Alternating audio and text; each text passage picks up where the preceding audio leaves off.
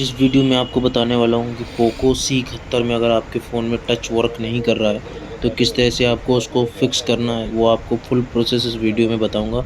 और इसका डायग्राम आपको किसी भी टूल पर नहीं मिलेगा, चाहे कोई भी आप टूल यूज़ कर रहे हो। तो इसका मैं आपको डायग्राम भी शो करा दूँगा, ठीक है। यहाँ पे देख सकते हैं मेरा टच वर्क नहीं कर रहा है और ओरिजिनल टच है। मैं फ़ोन की आपको कंडीशन दिखा दूँ तो यहाँ पे ये ड्रॉप केस है, मतलब ये गिरा हुआ फ़ोन है जिसकी वजह से इसका टच वर्क नहीं कर रहा है। टच ऑलरेडी इसका रिप्लेस होके चेक हो चुका है, फ़ोल्डर रिप्लेस करके चेक हो चुका है। तो मेरे पास एक ये शॉपकीपर से आया है जिसमें टच नहीं वर्क कर रहा है। तो सबसे पहले मैं आपको बोर्ड यहाँ पे शो करा दूँ कि बोर्ड इसने बिल्कुल भी नहीं छेड़ा है, मतलब उसमें काम नहीं किया, एकदम फ्रेश मदरबोर्ड है। तो यहाँ पे मैं यहाँ से आपको रिमूव करके सबसे पहले चेक कराता हूँ और ये आपको फुल प्रोसेस बताऊँगा और विथ डायग्नोज के साथ बताऊँगा, ठीक है। तो यहाँ पे देख सकते हैं आप, ये हमारा फुल फ़ोन एकदम पैक है, सील्ड कंप्लीट है एकदम। यहाँ पे हमारा ड्रॉप केस है जिसकी वजह से ये शील्ड आपको ऊपर से डैमेज दिख रही है। तो सबसे पहले हमें इसकी हॉट टेस्टिंग और कूल टेस्टिंग दोनों ही करनी है। कूल टेस्टिंग मतलब जीआर लेना है, हॉट टेस्टिंग मतलब हमें वोल्टेज चेक करना है, ठीक है। तो सबसे पहले मैं यहाँ पे उसके जीआर ले लेता हूँ। जो भी हमारी टच सप्लाइयाँ होती हैं, मौसी की, मीशो की और 1.8 की, सारे पूरे सेक्शन, ठीक है। तो मैं इसका आपको डायग्राम अभी दे दूँगा। सबसे पहले मैं यहाँ पे इसका जीआर वैल्यू चेक कर रहा हूँ। जीआर वैल्यू आपको लेना आता होगा, तो यहाँ पे हमने जब चेक किया तो इसमें हमें 2 जीआर वैल्यू इसका मिसिंग मिलता है, जो हमारा सीपीयू से डायरेक्ट उसका सप्लाई आता है, ठीक है। अगर आपका ट्रैक टूटा होगा तो ट्रैक बनाएंगे, नहीं तो इसका माइक्रो जंपरिंग करेंगे अगर बीच से ये डैमेज होगा, ठीक है। तो हमने इसका जीआर वैल्यू ले लिया। जीआर वैल्यू के बाद अब हम इसका करेंगे हॉट टेस्टिंग, मतलब हम इसका वोल्टेज चेक करेंगे कि ये वोल्टेज हमारा जो है 1.8 वीआईओ जनरेट हो रहा है या फिर नहीं हो रहा है। जो टच को चलने के लिए रिक्वायरमेंट होती है 1.8 वोल्टेज की, हम उसको चेक कर रहे हैं। अभी जीआर वैल्यू हमने लिया था, अब हम इसके वोल्टेज चेक कर रहे हैं कि वोल्टेज हमारा जनरेट हो रहा है या फिर नहीं हो रहा है। तो वोल्टेज हमारा जनरेट तभी होगा जब आपका फ़ोन ऑन होगा, इसीलिए मैंने पहले फ़ोन को ऑन किया फिर चेक किया। तो यहाँ पे हमारा वोल्टेज जनरेट हो रहा था। तो ये हमारा डायग्राम, ये डायग्राम आपको किसी भी टूल पर नहीं मिलेगा। ये अलग-अलग फ़ोन से अलग-अलग सीपीयू के अकॉर्डिंग, अलग-अलग कनेक्टर के अकॉर्डिंग, डिस्प्ले के अकॉर्डिंग मैंने इसको क्रिएट किया है, अलग-अलग सेक्शन से एक ही सेक्शन बनाकर, ठीक है। तो अगर आप इसमें सारी चीज़ें चेक कर लेना। इसमें आपको जीआर कितनी वैल्यू में मिलेगा, 6 लाइनों पे आपको जीआर मिलेगा और एक लाइन पे आपको वोल्टेज मिलेगा जो कि हमारा पावर जनरेट करती है वीआईओ 1.8 वोल्टेज। अगर आपका ये वोल्टेज मिसिंग हो जाता है तो आप कहीं से भी 1.8 का वोल्टेज इसमें मार सकते हैं, ठीक है। तो आपका टच वर्क करने लगेगा। अगर वोल्टेज मिसिंग नहीं है तो फिर आपको सीपीयू की ट्रैक को चेक करना है, उसमें जीआर वैल्यू आपकी आ रही है फिर नहीं आ रही है। अगर जीआर वैल्यू आ रही है फिर जब आप सेट ऑन करके चेक करेंगे तो उसमें वोल्टेज का फ्लक्चुएशन होगा 0 से 8, 0 से 10 के समथिंग, ठीक है। जिससे पता चलेगा कि आपका सीपीयू सिग्नल भेज रहा है टच को वर्क करने के लिए, ठीक है। अगर आपका 0 से 10 या 0 से 8 वोल्टेज उसमें फ्लक्चुएट नहीं होते हैं सेट ऑन करने पे, तो आपको एक बार सीपीयू की ट्रैक चेक करना है और उसको रिवॉल्विंग करके चेक करना है।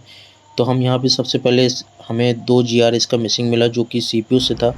तो हम यहाँ पे मदरबोर्ड को रिमूव करते हैं सबसे पहले, बोर्ड को, और इसका शील्ड को कट करेंगे। हम पूरा शील्ड इसका नहीं निकालेंगे क्योंकि हमें सिर्फ उसी सेक्शन पे काम करना है जिस सेक्शन पे हमारा फॉल्टी है। पूरा हम इसका शील्ड नहीं निकालेंगे, ठीक है। तो हम यहाँ पे कट करके इसका सीपीयू रिमूव करेंगे और चेक करेंगे कि नीचे के इंटरनली पैड जो है हमारे डैमेज हैं या फिर ये कहीं से हमारा सप्लाई सीधा सा ब्रेक हो चुका है, ठीक है। क्योंकि ड्रॉप जब केस होता है, गिरने से फ़ोन में फ़ॉल्ट आया होता है, तो ज़्यादातर मैक्सिमम या तो बॉल चले गए होंगे, मतलब ट्रैक जो है हमारे वो डैमेज हो चुके होंगे, सीपीयू से कनेक्टेड नहीं होंगे, ठीक है। या तो सीपीयू से कनेक्टेड होंगे तो बीच में किसी भी लाइन कहीं से भी ब्रेक हो गई होगी। अगर ब्रेक होगी तो इसमें जंपरिंग करेंगे और ब्रेक नहीं होगी, बॉल ट्रैक नीचे से ही मिस हुए होंगे तो उसकी ट्रैक को बनाएंगे, ठीक है। तो मैंने आपको इसका डायग्राम दिया है, आप अपने हिसाब से इसको चेक कर लेना कि आपके फ़ोन में क्या फ़ॉल्ट है। तो मैं यहाँ पे सबसे पहले इसका सीपीयू रिमूव कर रहा हूँ, ठीक है। तो सीपीयू रिमूव करने के बाद जो भी है वो सब आपके सामने होगा और मैं आपको एक स्टेप बाय स्टेप कंप्लीट बता रहा हूँ कि किस तरह से प्रॉब्लम आपने फिक्स करनी है, ठीक है।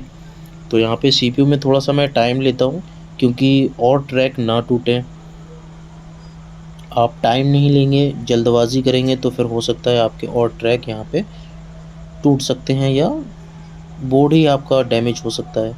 तो यहाँ पे मैं टाइम लूँगा थोड़ा सा, मैं चेक करूँगा कि वो मेल्ट हुई है, मूवमेंट हो रहा है, नहीं हो रहा है, क्योंकि आपका ये पोको C71 जो मॉडल है ये इस पे पेस्टेड आईसियाँ नहीं है, मतलब पेस्टेड ना ही एमएमसी है ना यूएफएस है, और इसमें 71 में C71 में आपका एमएमसी आता है, यूएफएस नहीं आता है, ठीक है। तो ईज़िली रिमूव हो जाएगा। तो मैं थोड़ा सा टाइम ले रहा हूँ ताकि मेल्ट अच्छे से हो जाए। तो यहाँ पे हमारा रिमूव हो चुका है।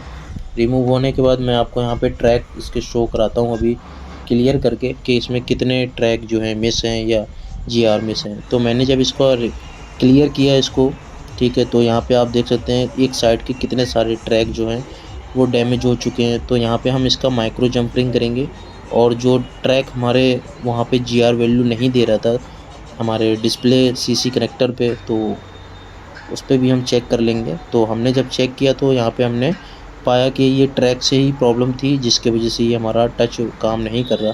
तो यहाँ पे हमने इसको माइक्रो जंपरिंग किया। माइक्रो जंपरिंग करने के बाद हम इसका CPU रिवॉल्व करके वापस से इंस्टॉल करेंगे और फिर आपको शो कराते हैं कि क्या हमारी प्रॉब्लम फिक्स हुई है या फिर नहीं हुई है, ठीक है। तो यहाँ पे हमने माइक्रो जंपरिंग ऑलरेडी कर दिया है।